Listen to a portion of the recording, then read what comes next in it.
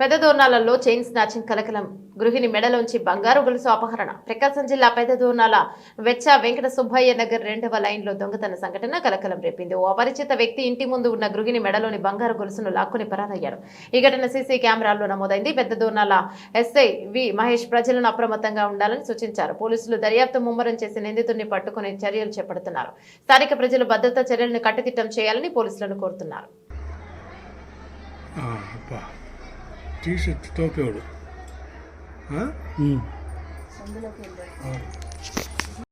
కొంచెం పాస్ అయ్యబ్బా, slow motion pass mask మొఖానికి కూడా. శ్వేత నేను బయట నిలబడి ఉంటే టోపీ పెట్టుకొని వచ్చాడు.